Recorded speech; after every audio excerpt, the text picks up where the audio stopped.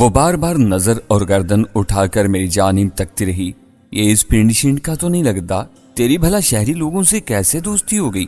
اس نے پھر بھولا کو کھدیڑا۔ اس کی زومانی بات کا اشارہ میری ہی طرف تھا۔ میں اور بھولا پورے قد کے ساتھ اس کے سامنے کھڑے تھے۔ بیٹھ جا یار تو بھی، بھولا نے مجھ سے کہا تو اسی وقت نادو اٹھ کھڑی ہوئی۔ میں یہاں بیٹھنے کے لیے نہیں آئی ہوں، جانے کے لیے آئی ہوں۔ وہ مردار دور جا چکا ہے، یہی موقع ہے۔ کدھر ہے بیل گاڑی؟ کیا ہمیں پیدل ہی اب پرانی کھو کی طرف جانا پڑے گا؟ وہ فر فر بولنے کی عادی معلوم ہوتی تھی۔ اس کا انداز بھولا پر حکم چلانے کا سا تھا۔ اب نہ جانے یہ محبت کا زور تھا یا دلار، جو کچھ تھا وہ بہرحال برا نہیں لگتا تھا۔ بھولا مسکرایا، پھر یکلخت اس نے خنجر نکال کر اس کی دھار پر انگلیاں پھیرتے ہوئے کہا، کیا اپنے قسم سے حساب بے باک کرنے نہیں دے گی؟ مجھے اس کے بولنے کا یہ فلمی انداز پنجابی فلموں کے دو لیجنڈ اداکاروں مصطفیٰ قریشی اور سلطان راہی جیسا لگا۔ دفع کر اس کو، چھوڑ خون خرابہ، اس سے پہلے کہ وہ مردودی آ جائے، نادو تڑ سے بولی۔ اس نے ایک بار پھر میری جانب دیکھا۔ نہ جانے کیوں اس کا میری طرف بار بار نگاہیں چرا کر دیکھنا مجھے عجیب ہی لگ رہا تھا۔ یا تو مجھ سے ڈری ہوئی تھی یا پھر کوئی اور بات تھی۔ چل تو بھی سنگی، بھولا نے میری جانب دیکھتے ہوئے کہا۔ خنجر اس نے اپنی چادر کے اندر لباس میں چھپا لیا تھا۔ میرا خیال ہے تم دونوں جاؤ، میری دعائیں تم دونوں کے ساتھ ہیں، میں نے اس سے کہا۔ بھولا حیرت سے بولا، پر ابھی تو نے کہا تھا کہ… ہاں، میں نے اس کی بات کاٹی۔ اس سمے بھی نادو جیسے ٹکٹکی باندھے میری جانب تکتی رہی تھی۔ آگے بولا، لیکن میرا خیال ہے تم دونوں زیادہ خطرے میں ہو۔ میں بھی ان حالات کا قیدی ہوں۔ شالا جی اور اس کے گرگوں کی آمد کے بعد ہی اپنا آگے کا کوئی فیصلہ کر پاؤں گا۔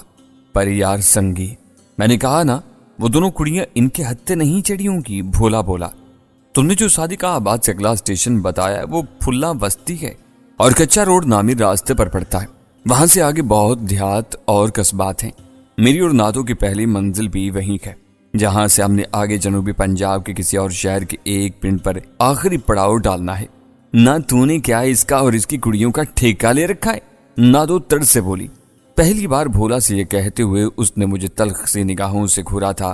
مجھے نہیں لگتا کہ یہ کوئی تیرا ایسا گہرا یار سنگی ہے، بلکہ مجھے تو یہ… کہتے ہوئے اس نے مجھے سر سے پاؤں تک گھورا اور جملہ مکمل کیا، تیرا کوئی اچانک ہی دوست بنا ہوا لگتا ہے۔ میں اس کی چالاکی اور ذہنی فراست پر حیران رہ گیا۔ کہاں تو وہ ایک ڈری سہمی لڑکی نظر آ رہی تھی، شاید وہ اس کا فطری اور عارضی رد عمل تھا۔ اس نے میرے اور بھولا کے درمیان پنپنے والے دوستی کے ساتھ ساتھی رشتے کو بالکل ٹھیک بھانپا تھا۔ تیرا خیال درست ہے، بھولا نے اس سے نظریں چراتے ہوئے کہا۔ تو کیا تو نے اس پر اتنی جلدی بھروسہ کر لیا کہ سارا ہی کچھ اسے بتا دیا؟ اب دیکھنا یہی ہماری کھٹیا کھڑی کر دے گا۔ وہ پھر بھبک کر بولی تو اس بار متواتر جرا پر بھولا بھی چلا کیا۔ اسی لہجے میں اسے جھڑک کر بولا، تو بنا ایک ہٹیلی ہے، ارے بھلی مانس یہ نسلی نوجوان ہے، میں تو ایک آنکھ پر ہی ہیرے کو پرکھ لیتا ہوں، یہ بھی اسی مردار شالا جی کا ڈھسا ہوا ہے۔ پھر اس نے نادو کو مطمئن کرنے کی غرض سے ساری بات بتا دی۔ میرا خیال تھا کہ نادو زیادہ نہیں تو اس سرعت کے بعد کچھ مطمئن ہو جائے گی، لیکن ایسا کچھ نہیں ہوا۔ اس نے اپنی پیشانی پر ہاتھ رکھا اور موڑے پر بیٹھ گئی۔ اسی لہجے میں بولی، میری تو کچھ سمجھ میں نہیں آ رہا ہے، میرا خیال ہے کہ تم دونوں نکل جاؤ۔ میں نے نادو کا تشکیک بھرا رویہ دیکھ کر بھولا سے کہا، میں نے پھر بھی یہاں سے اپنا اطمینان کر کے ہی جانا ہے، تم دونوں کیوں میری وجہ سے اپنا راستہ کھوٹا کر رہے ہو؟ بڑا چالاک بنتا ہے اب تو۔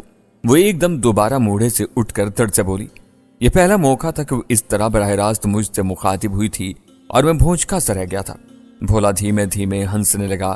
وہ میری جانب بدستور گھورتے ہوئے بولی، تو اپنے کسی مفاد کی خاطر ضرور شالا جی کو ہمارے بارے میں مخبری کر دے گا۔ یہ 2-4 گھڑیوں کی یاری سے میں خوب واقف ہوں۔ مجھ سے کوئی جواب نہیں بن پڑا اور میرا دل بھی اس کا منہ لگنے کا نہیں چاہ رہا تھا۔ وہ جس قدر حسین تھی اتنی ہی طرحدار اور منہ پھٹ ہوئی تھی۔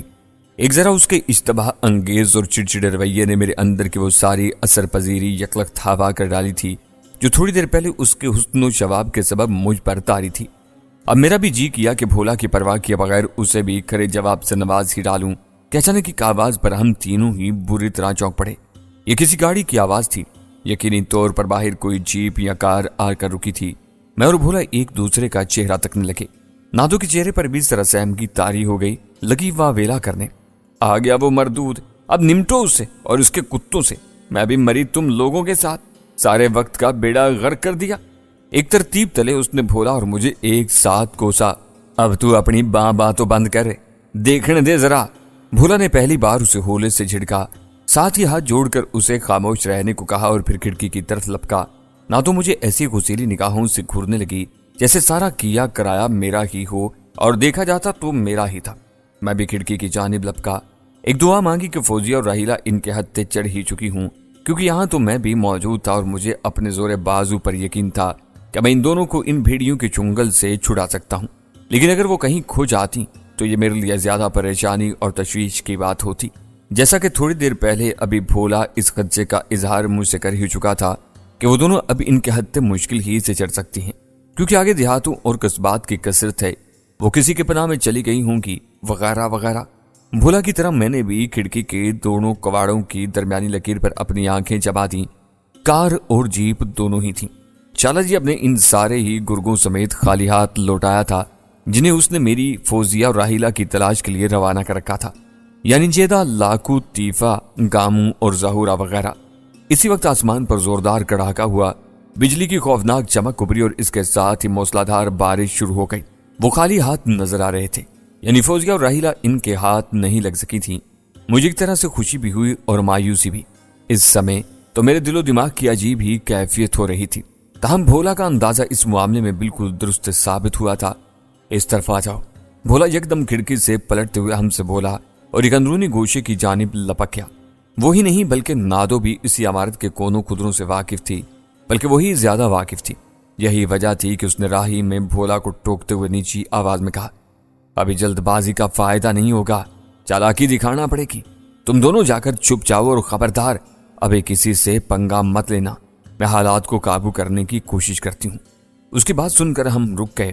بھولا متفق نہیں تھا، مگر میں نادو کی بات کا مطلب سمجھ چکا تھا۔ اس کی تائید میں بھولا سے بولا، اس کا مشورہ غلط نہیں ہے، یہ ٹھیک کہہ رہی ہے۔ بھولا نے اس بات میں سر ہلا دیا اور پھر ہم اسٹور نما ایک دوسرے کمرے میں آ گئے۔ اوئے، یہ کیا کر رہی ہے؟ اسٹور کے دروازے کے پیچھے سے جھانکتے ہوئے بھولا نے نادو کو دیکھ کر چونکتے ہوئے کہا، یہ سسری مروا نہ دے، یہ تو اپنے خصم کا استقبال کرنے جا رہی ہے۔ کرنے دے اسے، یہی اس کی چالاکی ہے، میں نے معنی خیز سرگوشی میں کہا۔ نادو ہمارے دیکھتے ہی دیکھتے دروازے کی جانب لپکی۔ اس نے جو پوٹلی سے پکڑ رکھی تھی وہ بھولا کو تھما دی تھی۔ نہ جانے اس میں کیا بھرا تھا، یہ بھی کم از کم میرے لیے نامعلوم ہی تھا۔ ہم نے دیکھا دروازے پر پہنچ کر اس نے اسے فوراً کھول دیا۔ قدموں کی دھمک قریب آ چکی تھی۔ شالہ جی حیران سا اندر داخل ہوا اور اپنی نوجوان حسین بیوی کو دیکھ کر بری طرح چونک بھی پڑا تھا۔ تبھی نادو نے ایک ادائے دل آرا کے ساتھ مسکراتے ہوئے اس کے گلے میں باہیں ڈال دی۔ ادھر بھولا کو ہلکا سا ٹھسکا لگا۔ میں نے اسے ٹھوکا دیا اور اس کے کان میں سرگوشی کی، کوئی بھی آواز نکالنے سے اجتناب برتو۔ میری تنبیہ پر اس نے اپنے دانت اور ہونٹ دونوں ہی اس قدر زور سے بھینچ لیے کہ اس کے جبڑے کی ہڈیاں ابھر آئیں۔ میں نے اس کی دلی دماغی کیفیت کو بھانپتے ہی اس سے کہا کہ وہ کونے پر سرک کر بیٹھ جائے، میں حالات کا جائزہ لیتا رہتا ہوں۔ اس نے ایسا ہی کیا۔ میری شہزادی، تو ادھر کیا کر رہی ہے؟ شالہ جی اس کی مرمری باہوں سے کھیلتے ہوئے بولا۔ اس اسنا میں اس کے دیگر گماشتے بھی اندر داخل ہو گئے تھے اور نادو کو دیکھتے ہی سب نے کورس میں سلام چھوٹی مالکن کہتے ہوئے سر جھکا لیا اور ایک جانب با ادب کھڑے ہو گئے۔ موسم نہیں دیکھ رہے ہو کیسا عاشقانہ ہو رہا ہے؟ سوچا یہاں تمہارے پاس چلی آؤں، ادھر حویلی میں تمہارے بغیر بور ہو رہی تھی اور پھر وڈی بیگم کو میں کب بھاتی ہوں۔ نادو نے صدائے دل نوازی اور دلاری سے کہا کہ میں حیران رہ گیا۔ وہ شالہ جی جیسے سخت گیر اور جاگیردارانہ مزاج کے حامل شخص کو قابو میں رکھنا جانتی تھی۔ وڈی بیگم سے مجھے اندازہ ہوا کہ شالہ جی کی پہلی بیگم ہو سکتی تھی۔ یوس نے یہاں فارم ہاؤس میں بھی اپنی چاہتی اور نئی نویلی دلہن کے لیے وشانہ بیڈ روم بنا رکھا تھا، گویا وہ کبھی یہاں بھی رہا کرتی تھی۔ ایک حقیقت یہ بھی میرے سامنے کھلی کہ شالہ جی اتنا دمنگ آدمی ہونے کے باوصف اس کی مٹھی میں تھا، اور ہوتا بھی کیوں نہ، بادشاہوں نے اپنی حسین کنیزوں کے عشق میں تخت و تاج ٹھکرا دیے تھے، پر جانے شالہ تو یہاں آئی کیسے؟ باہر نہ کوئی گڈی شڈی نہ کوئی نوکرانی۔ شالہ جی حیرت سے بولا، کیوں، کیا میرے پاؤں نہیں ہیں؟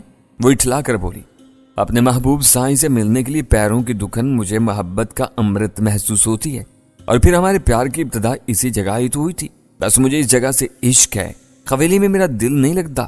تم لوگ جا کر ادھر کمرے میں بیٹھو، میں آتا ہوں، شالہ جی نے اپنے گماشتوں سے کہا۔ اس کے بعد وہ دونوں اسی شاہانہ طرز کے سجے ہوئے آرام دہ کمرے کی جانب بڑھ گئے جس کا دیدار میں پہلے ہی کر چکا تھا۔ نادو کی اداکاری بلا شبہ قابل تعریف تھی۔ اس نے اپنی خوبصورت اداؤں سے شالا جی جیسے جنگلی کو یوں رام کر لیا تھا کہ اس کا خیال کسی دوسری جانب جا ہی نہیں سکا تھا۔ اس کے گماشتے دوسرے کمرے یعنی ہال کی جانب جا چکے تھے۔ میں نے بھولا سے کہا تم ادھر سے ہلنا بھی مت، میں ابھی آتا ہوں۔ بھولا نے میری بات پر اسبات میں اپنے سر کو جنبش دی۔ میں دبے پاؤں دروازہ کھول کر باہر آ گیا اور اسی گربا قدمی سے شاہانہ کمرے کی جانب لپکا۔ وہاں دروازہ تھوڑا کھلا تھا۔ میں نے اس کی جھری سے آنکھ چپکا دی اور یکدم دوبارہ ہٹا لی۔ اندر کا رومان پرور منظر اگر میری بجائے بھولا دیکھ لیتا تو یقیناً اسے خود پر قابو پانا مشکل ہو جاتا۔ نادو اندر چلتر کاری میں مصروف تھی اور میں اسی لمحے پلٹ آیا۔ مجھے یہ بھی ڈر تھا کہ کہیں اس کا کوئی گماشتہ ادھر آنا نکلے۔ کیا دیکھ کر آ رہا ہے تو؟ میرے اسٹور میں داخل ہوتے بھولا نے میرے قریب کھسکتے ہوئے پوچھا۔ اگر میں اسے بتا دیتا کہ میں کیا دیکھ کر آ رہا ہوں تو وہ اسی وقت سلطان راہب بن کر ایک لمبی چھلانگ اسٹور روم سے شاہانہ کمرے کی طرف لگاتا اور دروازے کو ہاتھ سے کھولنے کے بجائے لات مار کر اندر داخل ہو جاتا۔ اس کے بعد کا تصور میرے لیے کرنا محال ہی تھا۔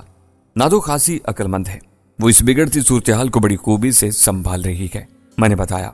اس کی خوبی کی ایسی کی تیسی، بھولا دانت پیس کر غصے سے بولا۔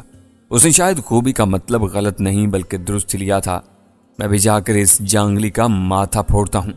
نہیں بولا، خود کو سنبھال ورنہ اس بیچاری نادو کی ساری محنت اکارت ہو جائے گی۔ میں نے اسے سمجھایا، وہ یہ سب تیرے لیے ہی تو کر رہی ہے بیچاری۔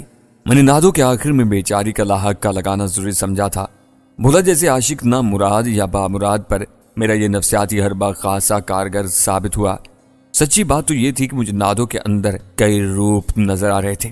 وہ کس روپ میں سچی تھی اس کا اگرچہ بھولا کو کوئی اندازہ نہیں تھا، مگر مجھے اتنا ادراک ضرور تھا کہ اس کا ہر روپ خطرناک اور پہلودار ہے۔ وہ اپنے کس روپ میں سچی تھی اس کا ابھی تک مجھے دور دور تک بھی اندازہ نہیں ہو سکا تھا۔ نادو بہت گہری لڑکی تھی، وہ جیسی نظر آتی تھی ویسی لگتی نہیں تھی۔ لگتا کچھ ایسا ہی تھا کہ وہ اپنے ادھیڑ عمر اور خطرناک مزاج رکھنے والے خصم شالا جی کوئی نہیں بلکہ بھولا کو بھی ہاتھ دکھانے والی تھی۔ نادو کے اندر کیا تھا؟ بھولا کے نزدیک وہ اس کی محبوبہ اور منگ تھی جسے دولت، جاگیرداری اور ناانصافی نے اس سے چھین لیا تھا۔ اب بھولا طاقت اور بدمعاشی کے زوم میں شالا جی سے دوبارہ اپنے نادو کو چھیننے کے چکر میں تھا۔ یوں بظاہر یہی نظر آتا تھا کہ نادو بھی اس سے محبت کرتی تھی، لیکن نہ جانے کیا بات تھی کہ نادو کی گفتگو، اس کے حرکات و سکنات مجھے کوئی اور ہی گل کھلاتی محسوس ہو رہی تھی۔ میری چھٹی حص نے مجھے کم از کم نادو سے ہر لمحے محتاط ہی رہنے کا اشارہ دے دیا تھا۔ تھوڑی دیر گزری تھی کہ شالا جی اپنے گماشتوں سمیت چلا گیا۔ اس کا کوئی شور شرابہ کیے بغیر یوں آرام سے نکل جانا میرے لیے تو زیادہ نہیں، البتہ بھولا کے لیے ضرور بہت اچنبے کی بات ثابت ہوا۔ وہ ہمنکوں کی طرح میرا چہرہ تکنے لگا جب میں نے اسے یہ بتایا کہ شالا جی اپنے تمام گماشتوں کے ساتھ یہاں سے جا چکا ہے۔ مجھے یقین نہیں آ رہا، وہ بولا، لیکن مجھے آ گیا اور ایسا ہی ہونا تھا، میں نے اطمینان سے کہا۔ ہم دونوں اسٹور روم سے باہر آئے تو نادو بھی اپنے آپ کو درست کرتی ہوئی اپنے شاہانہ بیڈ روم سے باہر آ رہی تھی۔ اس کے اوپر سے اب شال غائب تھی، تبھی اس کے خیرہ کن حسن ہی کا نہیں بلکہ شباب کا بھی مجھے صحیح طرح اندازہ ہوا تھا۔ سرخ اور خاص کشادہ گلے والی چست ریشمی قمیض کے نیچے سیاہ شلوار تھی۔ قمیض کا چاک بھی کافی کھلا ہوا تھا جس کی اس کی سبک کمر اور بھی قیامت خیز نظر آتی تھی۔ وہ بلا شبہ صحت مند اور متناسب الآزاد جسم کی مالک تھی۔ اس نے گرم سویٹر بھی پہن رکھا تھا جس کے بٹن کھلے ہوئے تھے۔ بے شک سردیوں کی آمد تھی لیکن بارش نے ٹھنڈ میں کچھ اضافہ کر دیا تھا، ورنہ ٹھنڈ بس اتنی ہی تھی کہ اس میں خوشگواریت کا عنصر غالب تھا۔ خود میں نے جینز کی پینٹ اور فل آستین پر ہائی نیک کا سویٹر پہن رکھا تھا۔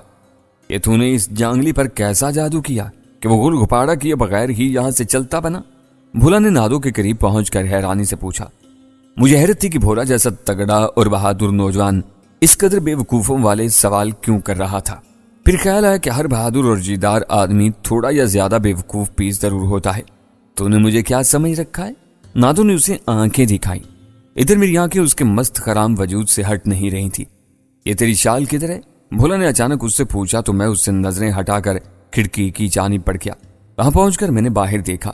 سرد تاریکی میں احاطے کا بلب روشن تھا، اندھیرے اور روشنی میں بارش والا ماحول خاصا بھیگا بھیگا محسوس ہو رہا تھا۔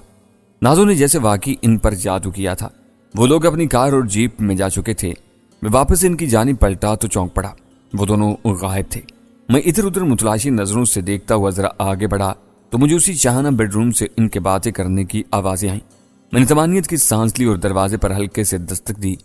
آجا تو بھی یار، دروازہ کھلا ہے، اندر سے مجھے بھولا کی آواز سنائی دی۔ میں تھوڑا ہچکچایا اور پھر دروازہ آہستگی سے دھکیل کر اندر داخل ہو گیا۔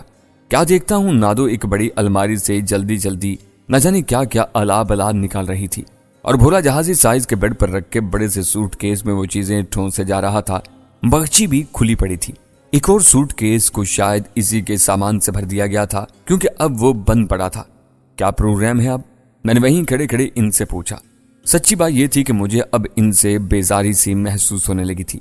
اس کی بڑی وجہ وہ چندالنی نادو تھی جو مجھے تو مشتبہ امیز نگاہوں میں لیے ہوئے ہی تھی، تو میں بھی اب اس کی جانب سے ایک خطرناک تشکیک میں مبتلا ہو چکا تھا۔ وہ بڑی چلتا پرزا محسوس ہو رہی تھی مجھے۔ ان سے میرے کترانے کی ایک چھوڑ سی وجہ اور بھی تھی، وہ تھی خود نادو۔ اسے دیکھ کر پتہ نہیں کیوں میرا دماغ خراب ہونے لگتا تھا اور اندر عجیب سے جھٹکے محسوس ہوتے تھے۔ وہ اچھے بھلوں کو بھی بہکا دینے والی عورت تھی۔ یوں بھی دیکھا جاتا تو ابھی تک مجھے صحیح طور پر بھولا اور بالخصوص نادو کے پس منظر کی صراحت معلوم نہ تھی، بجز ان دونوں کی جبرن ناانصافی کی روایتی کہانی کے۔ اس وقت بھی وہ اس حالت میں تھی کہ اس پر سے نظریں نہیں ہٹتی تھی۔ بھولا کے کہنے پر شال اس نے پھر بھی نہیں اوڑھی تھی جو بیڈ پر بکھری پڑی تھی۔ وہ میری موجودگی سے بھی بے پرواہ الماری سے اپنا کوئی ضروری سامان اٹھا کر جب بیڈ پر رکھنے کے لیے جھکتی تو اس وقت بھی اس کے کھلے گلے کی رانائی اور بھرے بھرے بدن کے پیچو خم قیامت ہی ڈھاتے نظر آتے۔ بھولا بیڈ پر رکھا سامان بڑے سے سوٹ کیس منٹوں سے جا رہا تھا۔ بس یار، یہ نادو اپنا ضروری سامان رکھ لے تو نکلتے ہیں، اس نے جواب میں کہا۔ چلو ٹھیک ہے، پھر میں ذرا باہر پانی شانی پیتا ہوں۔ یہ کہتے ہوئے جان چھڑانے کے انداز میں بیڈ روم سے نکل کر ہال کمرے میں آ گیا۔ وہاں سے میں نے پانی پیا۔ میرا حلق واقعی خشک ہو رہا تھا۔ میں موڑے پر براجمان ہو گیا اور مجھے بھوک بھی محسوس ہونے لگی۔ میں عجیب سے ماحول اور حالات کا شکار ہو رہا تھا۔ ایک طرف مجھے طمانینت تھی کہ فوزیہ اور راحیلہ ان بھیڑیوں کے ہتھے نہیں چڑھ سکی تھی، لیکن پھر وہ دونوں کہاں در بدر خاک چھان رہی تھیں۔ مجھے اب ان دونوں کی طرف سے ایک نئی تشویش و فکر نے آن دبوچا تھا، لہٰذا اس درمیان میں بھولا اور نادو کا معاملہ مجھے مس فٹ ہی لگ رہا تھا۔ لیکن بھولا کے اس محتاط انداز کو بھی میں جھٹلا نہیں سکتا تھا کہ پہلے ہی اس نے اس بات کا مجھے اشارہ دے دیا تھا کہ یہ ضروری نہیں کہ فوزیہ اور راحیلہ ان لوگوں کے ہتھے چڑھ جائیں، کیونکہ بقول ان کے ہی وہ صادقہ آباد سے آگے جس اسٹیشن پر اتر کر ان سے بچ کر بھاگ نکلی تھیں، وہ پھلا وسطی نام کا ایک ایسا چھوٹا سا قصبہ تھا جس کے ارد گرد کئی اور بھی چھوٹے بڑے گاؤں اور دیہات لگتے تھے، اور وہ جنوبی پنجاب اور سندھ کا ملا جلا بڑا وسیع اور گنجلک علاقہ تھا۔ نیز بھولا اور نادو کی بھی پہلی منزل وہیں تھی اور وہ وہاں کے قصبات اور دیہات سے اچھی طرح جانکاری رکھتے تھے۔ یہی وہ وجہ تھی جو مجھے ان دونوں نامعقول سے کرداروں کے ساتھ نتھی رہنے پر مجبور کی ہوئی تھی۔ میں نہیں جانتا تھا کہ ان دونوں کی اپنی منزل کون سی اور کہاں تھی، تاہم میری وجہ سے وہ پہلے پھلا وسطی جا رہے تھے۔ وہاں بقول بھولا کے اس کا دور کے رشتہ دار کا کوئی عزیز رہتا تھا۔ اس کی وہاں کھاد کی دکان تھی۔ ابھی مجھے اس کی کوئی تفصیل معلوم نہیں تھی، وہ ہماری کچھ مدد کر سکتا تھا۔